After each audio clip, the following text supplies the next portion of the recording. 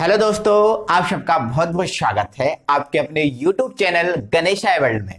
दोस्तों, आज की वीडियो में हम क्लास 12th केमिस्ट्री में यूनिट 10 में पढ़ेंगे कार्बधात्विक यौगिक। हम पढ़ेंगे आज कार्बधात्विक यौगिक क्या है, इनके कितने प्रकार के होते हैं, कार्बधात्विक यौगिकों का कहां उपयोग किया जाता है। आज की वीडियो में हम ये पूरा कंप्लीट करेंगे। तो सबसे पहले पढ़ते हैं दोस्तों कार्बधात्विक यौगिक। दोस्तों, हमें यहां से समझने की जरूरत नहीं है क्योंकि नाम से ही समझ में आ रहा है कार्बधात्विक यौगिक। मतलब सिंपल है, ऐसा यौगिक जिसमें कार्बन हो और धातु हो, ऐसे यौगिक को हम क्या बोलेंगे, कार्बधात्विक यौगिक। जैसे समझो, है ना, जैसे मान के चलो दोस्तों, ये लिखा है CH3, है ना, और यहां पर लिखा है Mg और यहां पर लिखा है CS। इसमें हम देख रहे हैं दोस्तों, ये कार्बन भी है और इसमें ये मैग्नीशियम धातु भी है। तो जिसमें कार्बन हो और धातु हो उसे हम बोलते हैं कार्बधात्विक यौगिक। तो इसमें कार्बन भी है और धातु भी है, मतलब ये पूरा क्या है, कार्बधात्विक यौगिक। एक परिभाषा तो ये हो गई।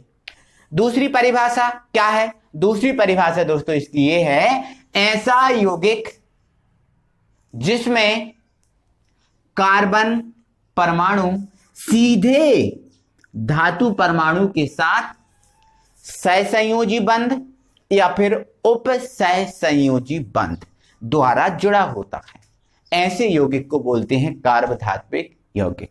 क्या बोला मैंने, ऐसे यौगिक जिनमें कार्बन परमाणु सीधे धातु परमाणु से सहसंयोजक बंध या उप सहसंयोजक बंध द्वारा जुड़ा होता है, ऐसे यौगिक को कार्बधात्विक यौगिक कहते हैं। जैसे आपको दिख रहा है, इसमें कार्बन मैग्नीशियम के साथ, मैग्नीशियम धातु के साथ सहसंयोजक बंध या उपसहसंयोजक बंध द्वारा जुड़ा है, तो ये है हमारा कार्बधात्विक यौगिक। दूसरा एग्जांपल, जैसे ये लिखा है C2H5 और ये लिखा है Zn और ये लिखा है C2H5। इसमें भी हम देख रहे हैं ये कार्बन परमाणु वाला समूह है और ये कार्बन परमाणु वाला समूह है। ये कार्बन परमाणु वाला समूह सीधे धातु परमाणु से जुड़ा है, मतलब इसमें कार्बन भी है और धातु भी है, तो ये क्या हो गया आपका कार्बधात्विक यौगिक। दोस्तों, इसका नाम है, देखो, मेथिल मैग्नीशियम क्लोराइड। तो इसका नाम क्या हो जाएगा, मेथिल मैग्नीशियम और ये क्या हुआ, क्लोराइड हो गया। ठीक है, मेथिल मैग्नीशियम क्लोराइड। दोस्तों, इसको हम बोलते हैं ग्रिग्नार्ड अभिकर्मक।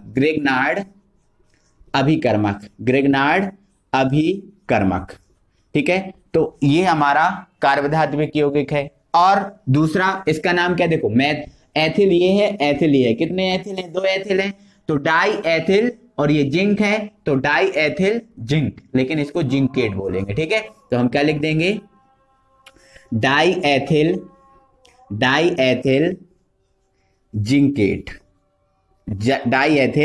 जिंकेट। तो दोस्तों, ये हुए हमारे कार्बधात्विक यौगिक के एग्जाम्पल। आप बहुत सारे एग्जाम्पल इसमें लिख सकते हैं। कैसे, जिसमें धातु हो और कार्बन हो उसे हम बोलेंगे कार्बधात्विक यौगिक। तो इसके आप बहुत सारे एग्जाम्पल बना सकते हैं, समझ रहे हो ना। देखो, जैसे दूसरा एग्जाम्पल आपको मैं बता देता हूं, है ना, जैसे CH3COONA। देखो, इसमें धातु भी है और कार्बन भी है ना, धातु भी है, क्या है, और कार्बन भी है, तो ये भी हमारा क्या हुआ, कार्बधात्विक यौगिक। इस प्रकार से दोस्तों आप बहुत सारे एग्जाम्पल बता सकते हो, 2 हमने आपको बता दिए। ये दोस्तों कार्बधात्विक यौगिक हुआ। अब हम समझते हैं कि जो कार्बधात्विक यौगिक होता है ये कितने प्रकार का होता है। तो दोस्तों, जो कार्बधात्विक यौगिक होता है, ये कार्बधात्विक यौगिक 2 प्रकार का होता है ना। अब वो 2 प्रकार का कौन सा होता है उसको हम समझ लेते हैं। तो दोस्तों, जो पहला है वो है सिग्मा आबंधित। सिग्मा, क्या बोला मैंने, सिग्मा आपको पता ही है, ऐसा बनता है। ठीक है, सिग्मा आबंधित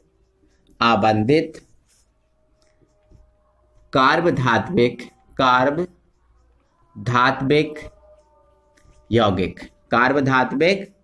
यौगिक। ठीक है, और दूसरा हमारा दोस्तों है पाई आबंधित। ये पाई ऐसा बनता है ना, पाई आबंधित कार्बधात्विक यौगिक। ठीक है, ये सिग्मा आबंधित और ये पाई आबंधित, ये दो प्रकार का होता है कार्बधात्विक यौगिक। अब सिग्मा आबंधित का मतलब क्या है? सिग्मा आबंधित का मतलब सिंपल है, ऐसा कार्बनिक यौगिक, कैसा? ऐसा कार्बनिक यौगिक जिनमें कार्बन परमाणु धातु परमाणु से सिग्मा बंध द्वारा जुड़ा होता। फिर से सुन लो एक बार, ऐसा कार्बनिक यौगिक, ऐसा, या फिर हम ऐसा कहें, ऐसा कार्बधात्विक यौगिक जिसमें कार्बन परमाणु धातु परमाणु से सिग्मा बंध द्वारा बंधा होता है, ऐसे कार्बनिक यौगिक को हम बोलते हैं सिग्मा आबंधित कार्बधात्विक यौगिक। एग्जाम्पल समझ लो, एग्जाम्पल जो मैंने अभी आपको बताए थे यही इसके एग्जाम्पल हैं। यदि आपको और एग्जाम्पल इसके देखना चाहते हो तो देख लो, है ना। तो इसका पहला तो एग्जाम्पल वही हो जाएगा जैसे हमने देखा था CH3, है ना, MgCl, ये इसका एग्जाम्पल हो गया। और दूसरा देख लो CH3, है ना, Zn, है ना, और ये CH3। देखो उसमें हमने एथिल वाला देखा था, इसे हम मैथिल वाला देख लिया, तो डाई मैथिल जिंकेट, और ये क्या है? ग्रिग्नार्ड अभिकर्मक। इसमें देखो इस सिग्मा बंध का मतलब क्या होता है? सिग्मा बंध का मतलब होता है दोस्तों सिंगल बॉन्ड, है ना। आप देखो इसमें सभी में सिंगल बॉन्ड है, मतलब ये जो कार्बन परमाणु है धातु परमाणु से कौन से? सिग्मा बॉन्ड द्वारा जुड़े हैं, क्योंकि सिग्मा बॉन्ड मतलब सिंगल बॉन्ड, और सिंगल बॉन्ड जहां होता है वहां सिग्मा बंध होता है। तो देखो यहाँ सिंगल बॉन्ड है, मतलब ये सिग्मा बंध है, यहाँ पर सिग्मा बंध है और यहाँ पर भी सिग्मा बंध है। यहाँ पर देखो, यहाँ पर भी सिग्मा बंध है और यहाँ पर भी सिग्मा बंध है ना। तो आपको समझा ही दिया है कि ऐसे यौगिक या ऐसे कार्बधात्विक यौगिक जिनमें कार्बन परमाणु धातु परमाणु से सिग्मा बंध द्वारा जुड़ा होता है, उसे हम बोलते हैं सिग्मा आबंधित कार्बधात्विक यौगिक। ये दोनों इसके एग्जाम्पल में लिख लेना है। इसका नाम है ग्रिग्नार्ड अभिकर्मक और इसका नाम है डाइमेथिल जिंक। अब हम पढ़ते हैं दोस्तों पाई आबंधित कार्बधात्विक यौगिक। पाई आबंधित कार्बधात्विक यौगिक, तो दोस्तों हमें नाम से ही समझ में आ रहा है कि इसमें पाई बॉन्ड तो जरूर होता है। ये एक ऐसे यौगिक होते हैं जिनमें पाई बॉन्ड होता है, और पाई बॉन्ड दोस्तों हमने 11th क्लास में पढ़ के रखा है, जो डबल बॉन्ड होता है और ट्रिपल बॉन्ड होता है। तो डबल बॉन्ड और ट्रिपल बॉन्ड में पाई बंध होता है, डबल बॉन्ड और ट्रिपल बॉन्ड में पाई बंध होता है, ये चीज आपको याद रखना। सिंगल बॉन्ड होगा तो केवल सिग्मा होगा, लेकिन डबल और ट्रिपल बॉन्ड होगा तो उसमें पाई बॉन्ड होता है, इस चीज को आप याद रखना, ठीक है। अब दोस्तों ये है पाई आबंधित कार्बधात्विक यौगिक, मतलब दोस्तों कहीं तो ये ऐसे कार्बधात्विक यौगिक होते हैं, समझ रहे हो ना, ये ऐसे कार्बधात्विक यौगिक होते हैं जिनमें कार्बन परमाणु धातु परमाणु से पाई बंध द्वारा बंधा होता है। समझ में आपको आ गया? ऐसे कार्बधात्विक यौगिक जिनमें कार्बन परमाणु धातु परमाणु से पाई बंध द्वारा बंधा होता है, ऐसे यौगिक को हम बोलते हैं पाई आबंधित कार्बधात्विक यौगिक। ओके, अब दोस्तों इसमें आपको एक नीचे ये यौगिक दिख रहा होगा Fe, ईटा, ये लंबी पूंछ वाला N, ईटा की पावर 5, सिंगल बॉन्ड C5H5। ये दोस्तों जो लंबी पूंछ वाला N दिख रहा है आपको, इसको हम बोलते हैं ईटा। क्या बोलते हैं? ईटा, इसे बोलते हैं हम ईटा।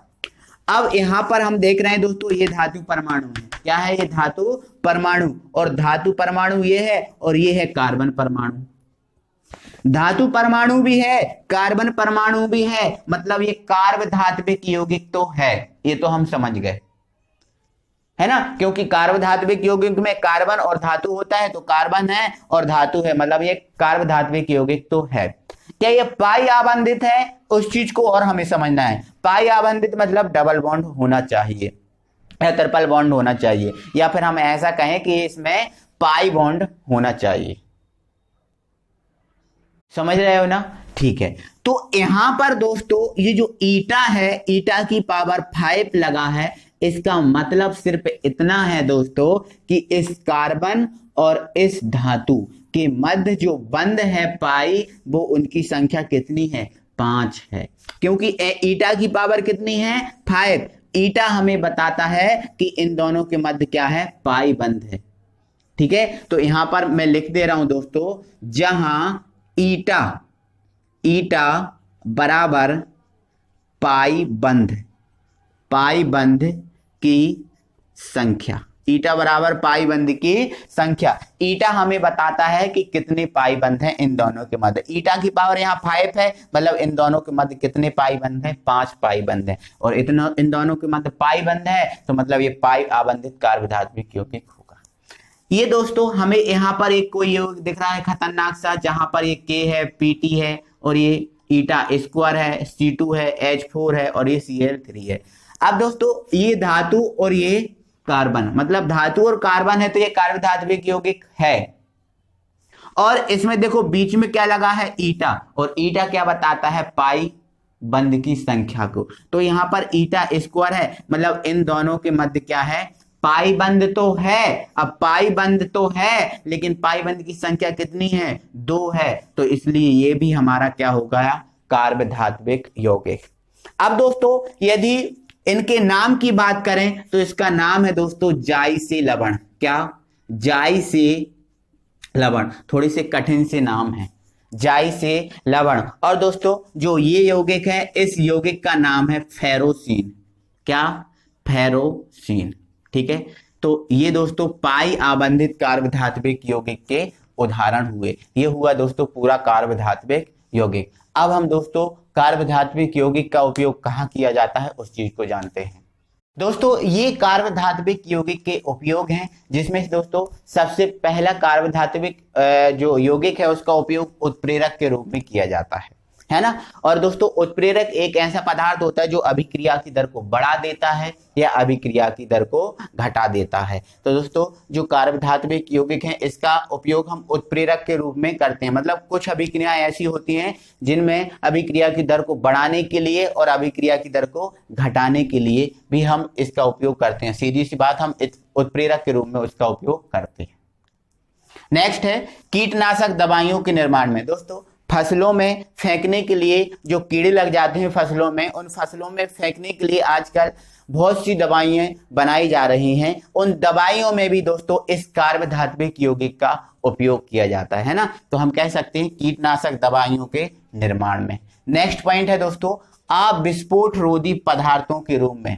अविस्फोट रोधी पदार्थ मतलब देखो जो विस्फोट उत्पन्न करते हैं वैसे पदार्थों को विस्फोट रोधी पदार्थ कहते हैं, और जो विस्फोट उत्पन्न नहीं करते उनको बोलते हैं अविस्फोट रोधी। तो अविस्फोट रोधी पदार्थों के रूप में भी हम इसका यूज करते हैं। किसका? कार्बधात्विक यौगिक का। और दूसरा अगला है हाइड्रोजनीकरण में। मतलब कुछ पदार्थों को यदि हमें हाइड्रोजनीकरण कराना है तो उस हाइड्रोजनीकरण के लिए भी हम इसका यूज करते हैं। तो ये दोस्तों कार्बधात्विक यौगिक के उपयोग हुए।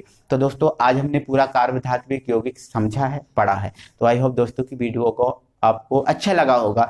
और दोस्तों यदि वीडियो आपको अच्छा लगा है तो वीडियो को लाइक करके चैनल को सब्सक्राइब करना ना भूलें। यदि अभी तक आपने चैनल को सब्सक्राइब नहीं किया है तो, और अपने दोस्तों लोगों को शेयर करें ताकि उनका भी फायदा हो। अगली वीडियो में हम फिर आपसे मिलते हैं, तब तक के लिए थैंक यू वेरी मच।